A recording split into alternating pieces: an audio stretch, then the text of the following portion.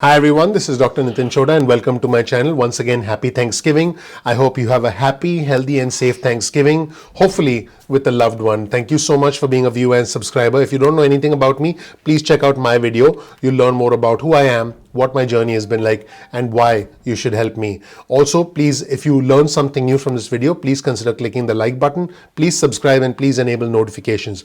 In this video, I'll give you some interesting information about foreign policy and I'll essentially talk to you about the truth about our foreign policy, and I'll let you be the judge. I'll actually start by presenting you with some data. On your screen right now, you'll see a tweet from Chad P. Bown, who's a senior fellow at the PIEE, which is the Peterson Institute for International Economics. Now, Chad actually pointed out something rather interesting that now, we're 10 months into 2020, we're in November 2020, and China has purchased less than half of what they committed to purchase under the phase one deal that was signed with the Trump administration. So China made certain commitments with President Trump, but they've purchased less than half of what they committed to purchase. And this was based on the most recent data that has been released. On your screen, you'll actually see the article from the Peterson Institute for International Economics. And the headline of the article reads, US-China Phase 1 Tracker, China's purchase of US goods. And let's take a look at this chart on your screen, which shows you China's purchase of US goods. And this shows US exports and China's imports in 2020 of all goods covered by the phase one trade deal as of October 2020. Take a look at that section towards the bottom right hand side of the chart, and you'll see that the actual purchases, in other words imports by China from the US, was $75.5 billion. But if you look at the top right hand side of that image, you'll see that the 2020 purchase commitment by China, in other words what China committed to import from the United States, was $173.1 billion. Now this is really interesting. Now keep in mind the year is not over yet, but when you look at that vertical line, that shows you approximately where we are right now. And as of right now, China has imported $75.5 billion worth of goods. And remember, this is all goods. Now, if we were to actually break this down, let's break it down and look at China's imports by product type in billions in US dollars. You'll see that agriculture, they were projected to spend $36.6 billion. They've actually purchased $15.6 billion. That is as of right now. Let's take a look at manufactured goods. They were projected to actually import $111.2 billion. So far, they've essentially imported $53.7 billion. Energy, they were projected to spend $25.3 billion. They've spent $6.2 billion. And now let's take a look at US exports by product type in billions. You can see the discrepancy as far as agriculture, manufactured goods, and energy are concerned as far as US exports are concerned. In other words, in short, China has not bought as much as they promised to buy under the phase one trade deal that was signed with the Trump administration. Now, there are many architects of foreign trade, foreign policy in the administration. One of the chief architects of foreign policy is the United States Secretary of State Mike Pompeo, who is a huge supporter of the president and who has his own style, if you want to call it that, towards foreign relations. So, Mike Pompeo initially said, when he was asked about the transition to the Biden team, he said there'll be a smooth transition to a second Trump administration. I thought that was a very interesting comment, and honestly, I thought that it was unnecessary because that's something that tends to instigate us, that tends to further divide us, but that's just my personal opinion. I'll let you watch for yourself how Mike Pompeo responded when he was asked about the transition to the Biden team. Remember, this was about a week and a half ago, and we know at this point in time that the transition has already begun. But let's roll the tape and see what the United States Secretary of State Mike Pompeo had to say about the transition to the Biden team. Let's roll the tape. Is the State Department currently preparing to engage with the Biden transition team? And if not, at what point does a delay hamper a smooth transition or pose a risk to national security? There will be a smooth transition to a second Trump administration. All right, we're ready. The world is watching what's taking place here. We're going to count all the votes. When the process is complete, there'll be electors selected. There's a process. The Constitution lays it out pretty clearly. The world should have every confidence that the transition necessary to make sure that the State Department is functional today, successful today, and successful with the president who's in office on January 20th, mid-afternoon, will also be successful. I went through a transition on the front, and I've been on the other side of this.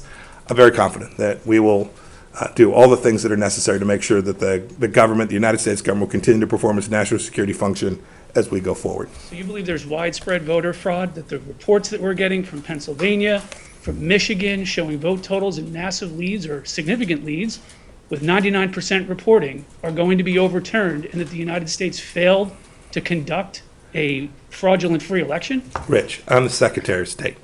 I'm getting calls from all across the world. These people are watching our election. They understand that we have a legal process. They understand that this takes time, right? It took us 37 plus days in an election back in 2000. We conducted a successful transition then. I'm very confident that we will count, and we must count every legal vote. We must make sure that any vote that wasn't lawful ought not be counted. That dilutes your vote if it's done improperly. We've got to get that right. When we get it right, we'll get it right. We're in good shape. Should foreign leaders not be calling We're good shape. President-elect Biden? So those were Mike Pompeo's comments in the past. Mike Pompeo made some brand new comments where he referred to the new team, the new national security team, being in a fantasy world. Yep. So Pompeo, here's a headline on your screen from Politico. Pompeo knocks Biden administration picks as out of touch on foreign policy. The Secretary of State cited incoming officials' approach to Iran as an example of having, I quote, led from behind. Pompeo said this in an interview with Fox News anchor Brett Baier. He said, I know some of these folks, they took a very different view. They lived in a bit of a fantasy world. They led from behind, they appeased. I hope they will choose a different course. By the way, Pompeo also acknowledged the General Services Administration's declaration on Monday this week of Biden as the apparent winner of the 2020 presidential election. This is what Pompeo said, I quote, today we begin the process to see what GSA's decision was, and we'll do everything that's required by law. We'll make this work. But let's see Pompeo knocking Biden's national security team, the future incoming infrastructure for the country, and let's see what he had to say in this Fox News clip. Let's roll the tape. What's your greatest concern with what the next administration could do when it comes to foreign policy? Brett, I don't want to speculate. I know some of these folks, they took a very different view. They lived in a bit of a fantasy world. They led from behind. They appeased. I hope they'll choose a different course. Here we are in 2020. It's different than 2015. I hope they'll see the things that we have done and how this has delivered greater peace in the Middle East, how it's reduced risk from North Korea, where we took down what was a very tense situation when we came into office, whether it's the central recognition of the Chinese Communist Party as a true threat to jobs all across America.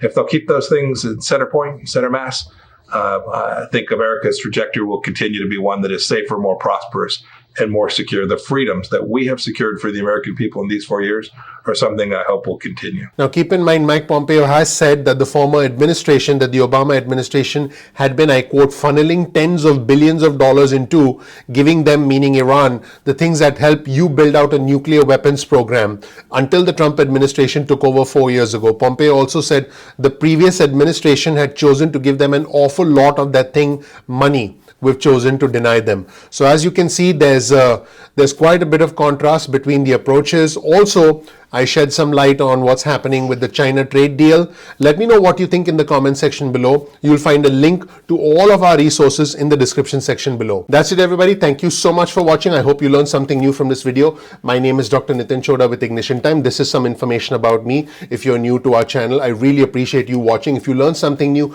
please consider gently igniting that like button, because the name of our channel is Ignition Time. Please click subscribe and enable notifications so you can become a part of our community going forward. We release videos at 2 p.m. East Coast time. That's 2 p.m. East Coast time on most days of the week. Get your cell phone out, send a text message with the word ignition or with the word time to 70,000, that's 70000, and you'll get added to SMS alerts list going forward. If you want, you can also get added to our email list. Simply go to ignitiontime.com/alerts.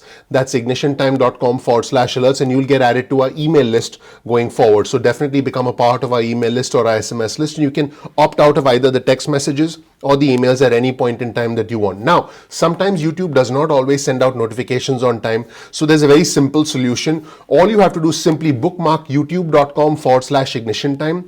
That's youtube.com/ignition time. This way you'll be able to visit the home page of our channel anytime you want and watch the videos anytime you want, so you're not dependent on YouTube notifications. Speaking of notifications, make sure to follow us on Instagram. Our Instagram handle is ignition_time. Become a part of our Instagram community, which is growing very, very rapidly, and you can get exclusive content from us on Instagram. You can also follow us on Twitter. Our Twitter handle is also ignition_time. You will get real-time breaking news alerts on Twitter. You'll get them instantly as the news happens. So definitely follow us on Twitter and engage with us on Twitter.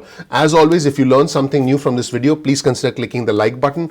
Please subscribe. Please enable notifications. Please also share this video with friends and family, because that would be your vote of confidence in us and all the effort that goes into this channel behind the scenes. That tells a YouTube algorithm you found this content helpful. You'll always get the links to all of our resources in the description section below. We always do that. And finally, and most importantly, please comment below and engage with our community. I'm proud of our community because our community is growing, it's respectful, it's bipartisan, it's intelligent, and you can engage in a healthy debate with your fellow citizens. Thank you so much for watching. I'm looking forward to seeing you in the next episode of Ignition Time. I'll talk to you soon. Bye.